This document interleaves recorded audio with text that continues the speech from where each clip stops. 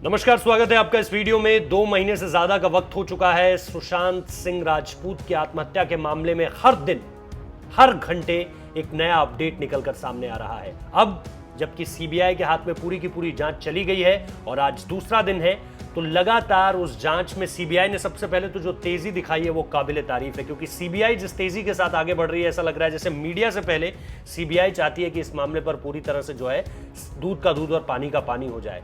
कई तरह के पहलू हैं जिस पर बात हो रही है इस वक्त पे, लेकिन आज हम आपको उस पहलू की तरफ ले जाना चाहते हैं जहां जिक्र पोस्टमार्टम रिपोर्ट का है। क्योंकि सीबीआई ने अब तक, यानी कल जो उनके कुक से बहुत देर तक बात चलती रही, उसके बाद सिद्धार्थ पिठानी जिनके साथ सुशांत रह भी चुके हैं, जो उनके बहुत करीबी दोस्त भी थे, जो उस वक्त पे घर में मौजूद थे जिस वक्त पे वो दरवाज़ा खोला गया और उसके अंदर जो है सुशांत की बॉडी टंगी हुई थी।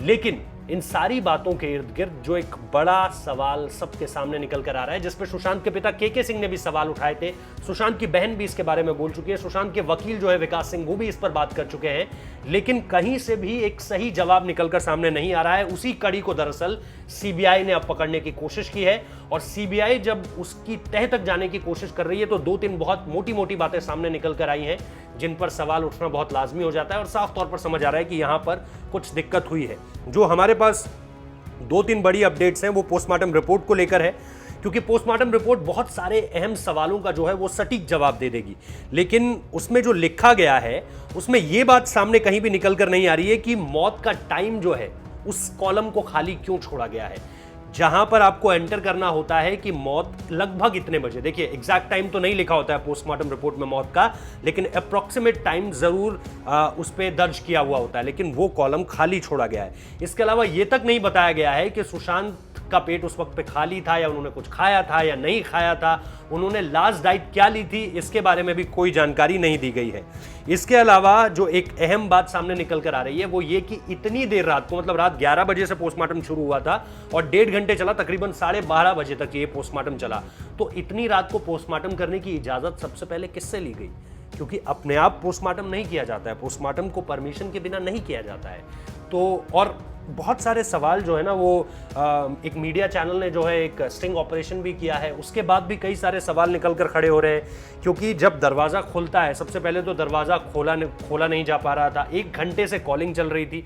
उसके बाद जब दरवाज़ा खोला गया तो परिवार का जो रिएक्शन था, जो लोग वहाँ पर मौजूद थे, परिवार यानी उस वक्त पे जो वहाँ पे सुशांत के जो से करीब लोग वहाँ पर मौजूद थे, उन लोगों का वो रिएक्शन था ही नहीं जो एक नेचुरल रिएक्शन होना चाहिए।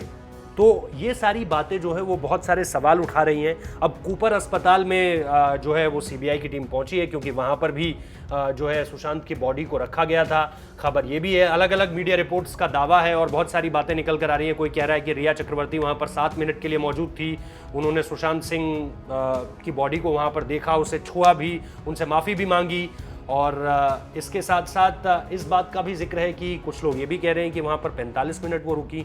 तो ये अलग अलग थ्योरीज इस वक्त मीडिया में ट्रैवल कर रही हैं। लेकिन जो सबसे बड़ी बात है वो ये, जो एक चीज़ हम आपको सत्यता के साथ यहाँ पर बता सकते हैं वो ये कि ये जो पोस्टमार्टम रिपोर्ट है इस पर सवाल उठना बहुत लाजमी हो चुका है, क्योंकि इसमें कई ऐसी अहम चीज़ों को खाली छोड़ा गया है जो जाननी बेहद ज़्यादा ज़रूरी है केस की तह तक जाने के लिए। अच्छा, मुंबई पुलिस ने जो रिपोर्ट सौंपी है, या मुंबई पुलिस का अब तक का जो व्यवहार है वो तो आप जानते ही हैं, कितना लचर व्यवहार रहा है, कितना बेकार व्यवहार रहा है, चाहे वो बिहार पुलिस के साथ जो कुछ उन्होंने किया या फिर जिस तरह से सपोर्ट की बात जो सामने निकल कर आई। सुप्रीम कोर्ट ने भी उन्हें यही कहा कि आपने जिस तरह का कोऑर्डिनेशन 2 स्टेट पुलिस के बीच होना चाहिए था वो दिखा नहीं।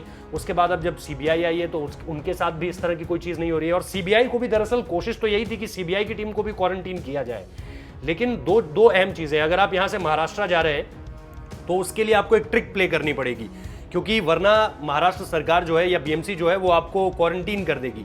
आपको क्या करना होगा कि आपके पास एक रिटन टिकट होनी चाहिए। अगर आपके पास रिटन टिकट नहीं है तो आपके हाथ में, दरअसल मुंबई के एयरपोर्ट पर आप जैसे ही लैंड करेंगे वैसे ही वहां पर 2 काउंटर्स हैं, अलग अलग काउंटर्स हैं। एक काउंटर में क्या होगा कि आपसे पूछा जाएगा कि आपके पास रिटर्न टिकट है। अगर आपके पास रिटर्न टिकट नहीं है तो आपको दूसरे काउंटर पर भेज दिया जाएगा, वहां पर आपके हाथ के ऊपर एक स्टैंप लगाई जाएगी और आपको 14 दिन के लिए आइसोलेशन में रहना पड़ेगा। सीबीआई ने यहां पर एक चाल चल दी। सीबीआई ने क्या किया कि वो रिटर्न टिकट के साथ गई थी और 7 दिन के अंदर अंदर आपको रिटर्न करना है। तो जैसे ही आपके पास 7 दिन की रिटर्न टिकट है कि आप 7 दिन के अंदर मुंबई से वापस चले जाएंगे, वैसे ही आपको एक ऑनलाइन फॉर्म दे दिया जाता है, या कई बार वो डायरेक्ट फॉर्म भी आपको हार्ड कॉपी भी पकड़ा सकते हैं, जिसको आपको फिल करना होगा और उसमें आपको बताना होगा कि आप कहां से आ रहे हैं, आपके आने की वजह क्या है, और 7 दिन बाद आप वापस जा सकते हैं।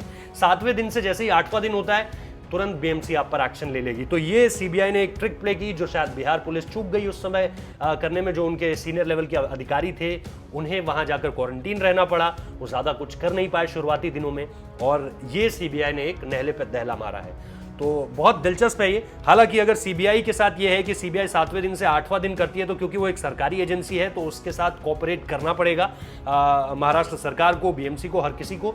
तो ये एक बहुत ही शानदार पॉइंट इसमें से निकल कर आया है जो सीबीआई ने प्ले किया है, ताकि जो अब तक मुंबई पुलिस, महाराष्ट्र पुलिस जो अब तक चाल चलती आ रही थी, उसके खिलाफ ये एक बड़ा एक्शन है। तो सीबीआई जिस तरह की तेजी के साथ इस पूरे के पूरे मामले में काम कर रही है, उसको हर किसी को अप्रिशिएट करना चाहिए, और उम्मीद यही करते हैं कि जल्द से जल्द अब इस जांच में कुछ बड़ा निकलकर सामने आएगा और अल्टीमेटली सुशांत सिंह राजपूत को न्याय मिलेगा, उनके परिवार को न्याय मिलेगा, उनके फैंस को, आप सभी को, हम सबको न्याय जरूर मिलेगा इसके जरिए। बहुत बहुत शुक्रिया इस वीडियो को देखने के लिए।